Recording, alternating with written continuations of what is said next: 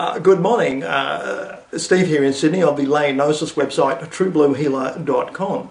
I'm just wondering, can I point out to you a few things that may have escaped your notice in the excitement of going through Ben Emlyn Jones' blog article on the collapse of the skeptical empire.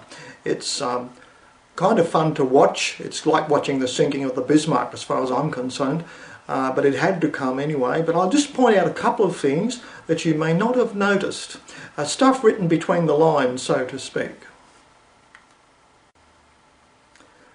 One of the things you might take note of is carefully go through what Ben Emlyn Jones presents. I'll put the same link below this video. The announcement, the very dour announcement, very dour announcement, not sure how you Americans would say this, about the closing of the Los Angeles office of JREF, you see. What it did was, it took someone that you would think, for his service to the cause, James Randi, the organisation named after him, you would think that surely they could find a way to give him, you would think after years of speaking about his deification, mummification and canonisation by thousands of skeptic blogs over the years, all the religious feelings that thousands of skeptics have toward him, you would think that somehow he could be found to be given the title President for Life, surely, of his own James Randi Foundation, surely. But the LA closure letter says that he's only the temporary president. That's all he is. He's an employee, and they're using basically the cleaner to have somebody answer the phone at another address, basically. So James Randi's gone from being the expected to be president for life to being, well, temporary president for now. And his name's been taken off the International Skeptics Forum. It used to be the JREF Forum. Now, the JREF is a dirty word. It's a brand name to be avoided. So in actual fact, James Randi may be seeing the destruction of his own empire and his own personal brand before he dies. He may become a word unspoken, as I think Ben Emlyn Jones talked about.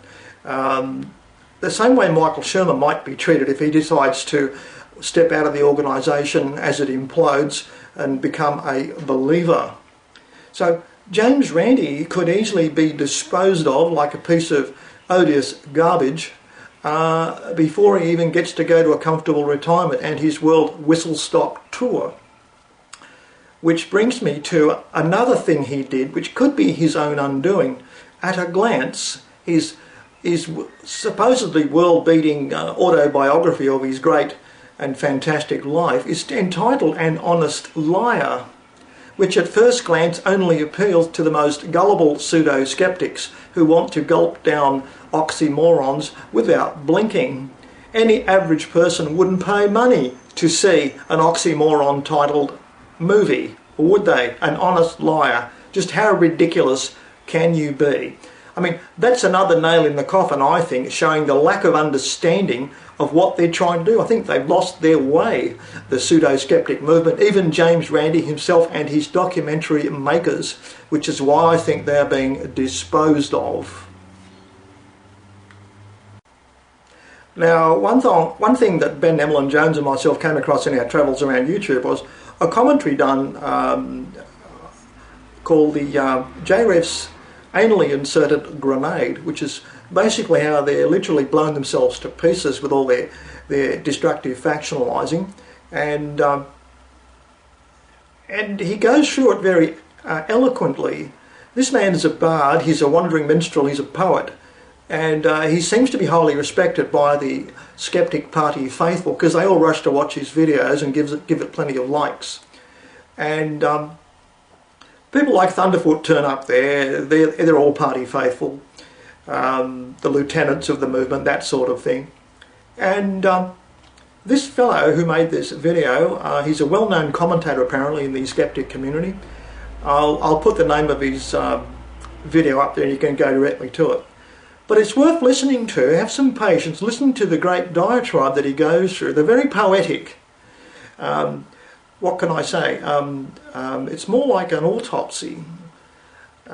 If I may be so bold as to say, he demolishes the whole pseudo-skeptic ship, rakes it with gunfire from stem to stern, demolishing every part of the superstructure of the house of cards that the skeptic movement ever was. And he starts with the leaders, Michael Shermer and Shermergate. He talks about Elevator Gate. I think he mentions Gamergate. Gamergate feeds into the skeptic movement, by the way. That's kind of fascinating. That's about angry young men who can't stand to be disagreed with. They violently stalk each other for months at a time if somebody dares to disagree with them. That's shocking. You can't disagree with me. I'm 22 years old. That sort of thing. And there's legions of them, and they intermix with the pseudo-skeptic movement, apparently. Much behaviour in common they have, including being naive, extremely naive, and thinking that goodness and truth should always prevail, as long as it's their version of goodness and truth. And Gamergate turns out to be something about the shocking discovery that all these young men made, that some of the people writing up these game reviews, it's a multi-billion-dollar game industry, some of these people writing the game reviews were actually industry insiders. Can you believe that? That caused massive controversy, perceived as corruption, but I think that's pretty much stealth selling, as we do many other things these days. Anyway, it caused massive controversy, and it certainly didn't make anyone feel good about anyone else in the gamer industry. And it was part of the fratricidal warfare that's led to the downfall of the skeptic movement, including input from the feminists and social justice people and all that sort of thing, who are all seemingly very naive to me, but very poisonous in their behaviour toward each other. So that's Gamergate. So we've got Elevator Gate with Rebecca Watson being bombarded with hundreds of gruesome pictures of dismembered bodies, threatened with rape for daring to say no to somebody in the lift. Can you believe it? And it's still raging on in the blogosphere, along with Shermergate, which is apparently 6 or 7 years old, and all these skeptics who appear to all talk about how they stick their chests out and only believe in empirically established facts, merrily fan vicious rumours, insulting rumours. Michael Shermer himself fell victim to a lot of these rumours, and they were started by people inside JREF management. DJ Growth has been removed from the office, so have all these office staff. So what a change to the pseudo-skeptic environment. It's basically collapsing in on itself. It hasn't got one single person without controversy attached to them. Corruption. Even Randy himself, with his live-in lover being caught as stealing someone else's identity from New York, Jose Alvarez. That's a real person whose identity was stolen, and that name is mentioned in the corporate register at Rick Adams' place, who's got the corporate headquarters also of Jose Alvarez, artistic corporation that gives him a salary to keep him as Randy's live-in lover, apparently. That's what I'm led to believe. The addresses match up, okay? So nobody's untainted in the whole pseudo-skeptic environment. Now, I watched this video about 1.5 times, and one thing I did do, I looked at all the entries below it, and you might be tempted to put your own little questions in there. The party faithful all applaud the video. Apparently this man's well liked, and they applaud his utter demolition of the pseudo-skeptic movement, from its leadership right down to every single one of its volunteer infantry, the rank and file. He rubbishes them all for their complete lack of character, complete lack of personal boundaries, which is exactly what Christians have always said about atheists. Do you remember? You got no morals, you don't stand for anything, you're just a bunch of denialists and protagonists, that's all you are. Belligerents, head kickers, that's all you are. That's what religious people are always telling them. And I have to come down on a side of agreeing with the Christians there. But all this criticism, this no personal boundaries behaviour from management down to people online, comes from one of their own. Now, here's the big kicker.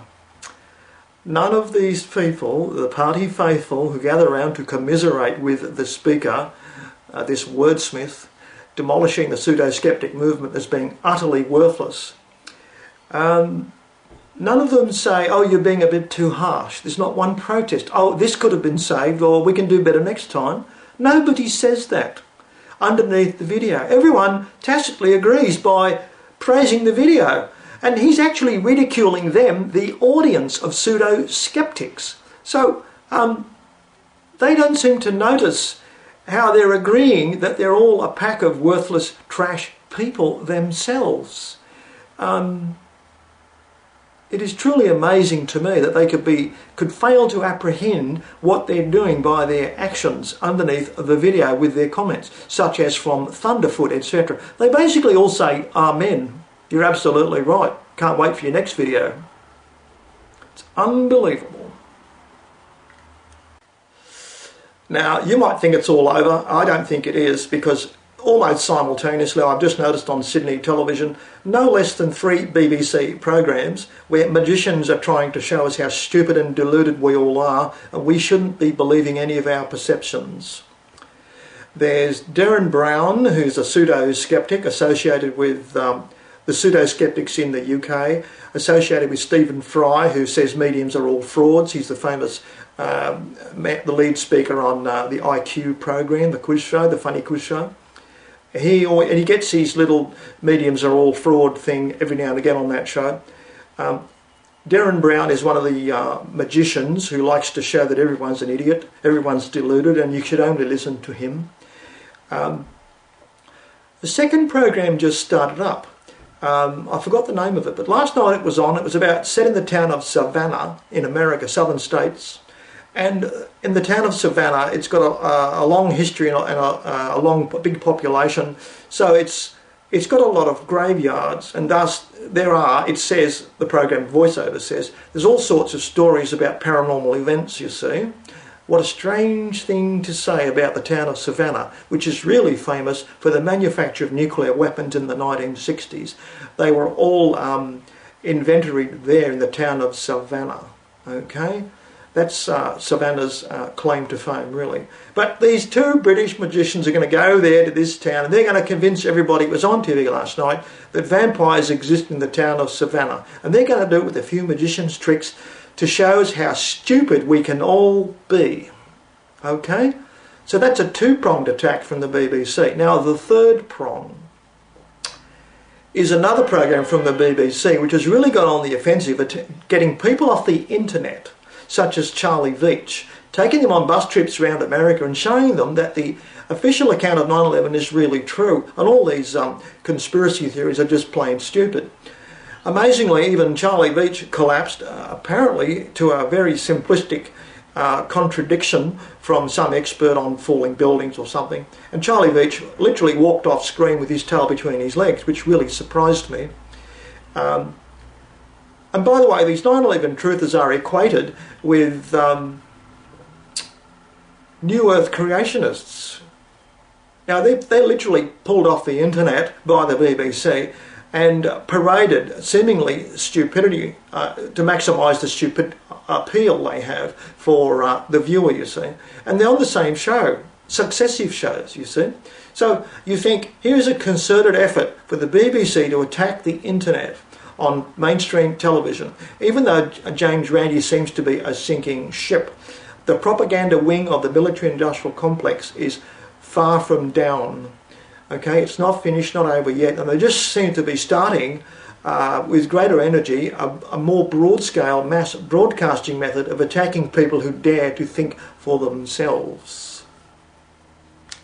The fact is, young Earth creationists fascinate me because they are so independent in their thinking. They don't want to listen to today's white-coated scientists, the priesthood that we all listen to.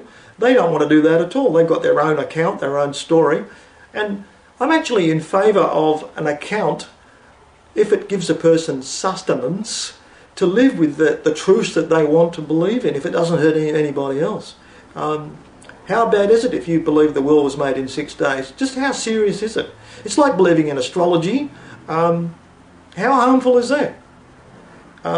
If you're happy with a belief, if it brings you happiness, and the other thing is, any belief system you have is generally a stepping stone towards somewhere else. So how serious is it if for say 20 years somebody believes in the young earth creationist model?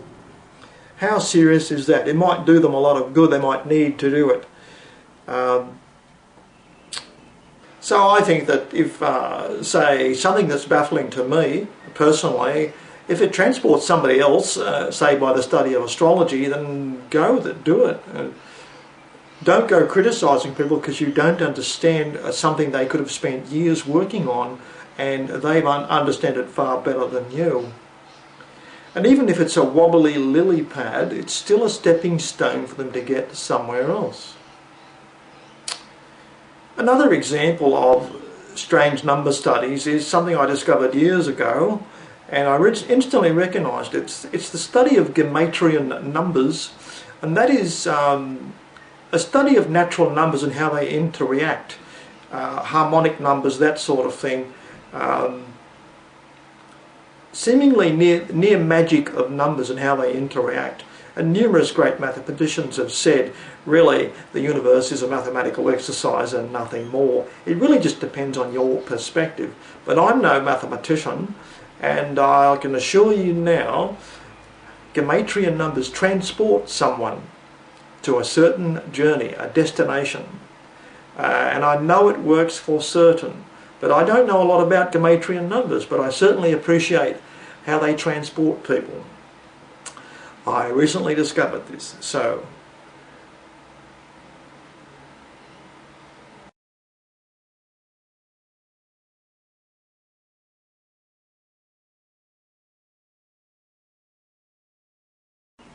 I can't see much wrong with it at all, really. But BBC is going out of its way to embarrass them, you see, make them look stupid, and they bring on these white-coated scientists who say, oh look, these fossils are millions of years old, blah, blah, blah. But the truth is, scientific dating systems are nowhere near as accurate as everybody thinks. The speed of light is not constant, we know all this from Rupert Sheldrake. Radioactive decay may not be constant. And argon dating of ancient rocks is not accurate either. That's actually been proven scientifically. So the white-coated priesthood that we have, maybe we shouldn't take them all so seriously, and we should be allowed to admit other possibilities. I mean, why couldn't the world be created in 6 days with the appearance of age? Why couldn't it? How hard would that be to do? I mean, that almost lines up with the possibility of my brother-in-law who died recently, some 45, 50 days ago. Since his death, he was buried on a Sunday.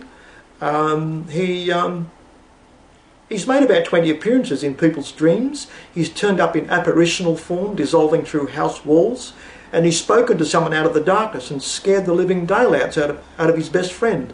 So there's a lot of stuff that white-coated scientists aren't going to approve of and even let you believe exist. Certainly the BBC wouldn't, would they?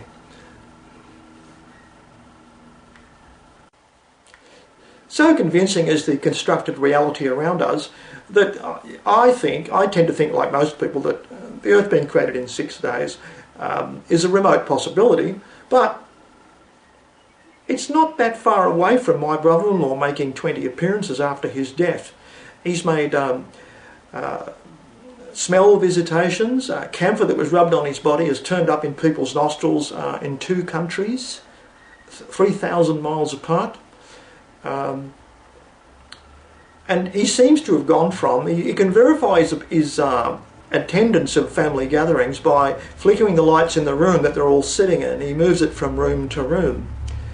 This is a new house with new wiring and new light bulbs, you see. So it looks like he hasn't really died, so that's a big myth that we all falsely believe in. James Randi believes in, utterly, so we are led to believe. My brother-in-law Chanan seems to have only moved to an adjacent reality channel, what you might call the discarnate channel. He no longer has a physical body, but there's enough leakage between his discarnate channel and our physical incarnate channel. There's enough leakage between them for him to signal his survival at least. quite well in dreams, spoken voice, odour visitations, and apparitions dissolving through walls. I'm hoping, I've sent some information over there, he might try producing a few apports, that's coins and stuff like that, that'll be noticed by people as they drop noisily onto a table, something like that. But I've posted that to them. I hope he somehow gets to read the book or know that they're reading it and tries to do a couple of the tricks mentioned in the book. And that would place everything very wobbly, wouldn't it, under the reality that our white priesthood, our white-coated priesthood champions so much. So how's that? Have I bent your ear long enough? The numerous things that my brother-in-law Channon did after he died, some 40-50 days after he died, something like 20 appearances, noticed by a variety of people in 2 countries. They are highly consistent with a little $3 book I downloaded, which I'll put a link to underneath this video. It's a Kindle book, and I took the liberty of cutting the middle out of the book, the salient parts about after-death communications, which are a wide variety, by the way. And they're in a Word doc, so just give me an email address and I'll flick it to you and you'll get the gist of this book. Don't tell anyone I told you this, right? So, this flies mud in the eye of all the white-coated scientists. And the one I have in my sights right now is one I just met in my local Sydney supermarket. National Geographic, which is an atheist materialist magazine, trying to forever show you how cruel nature is, and pitiless it really is. They're quoting the selfish gene and Richard Dawkins trying to explain selfish, cruel behaviour. And they're quoting Richard Dawkins, and his entire book, The Selfish Gene, has been utterly discredited. Neo-Darwinism has been utterly discredited by Oxford scholars. But National Geographic keeps flogging the white-coated concept of Richard Dawkins being a scientist and a peer-reviewed professor, which he never was, okay? This is the other arm of the pseudo-skeptics, National Geographic, alongside the BBC, okay? So, you can't get away from these people, can you? They're in everything you pick up on the BBC, magazine stands all around the bloody world. It's a concerted effort to make you believe a certain atheist materialist line of existence. Yet there's abundant evidence from Victor Zammit Weekly and his free email service that it's quite wrong, and that reality consists of adjacent channels of discarnate people and incarnate people, spiritually existing people and people existing in the physical plane. Okay, so. And that's provable yourself when somebody dies. I didn't know much about this till I had a relative die recently. It's one of the reasons I never wanted to be a medium. I'm still not sure I want to be one. But it's been very, very instructive for myself to find this little book, $3 downloaded Kindle book, validated by my brother-in-law dying in Fiji 3,000 miles away. So, who would you believe? Your personal experience? Because all you really live is a lifetime of personal experience. That's all your existence can ever be, a personal story. What's wrong with believing in that and what you know to be true by personal experience? I'll let you go now. Don't read National Geographic, don't bother.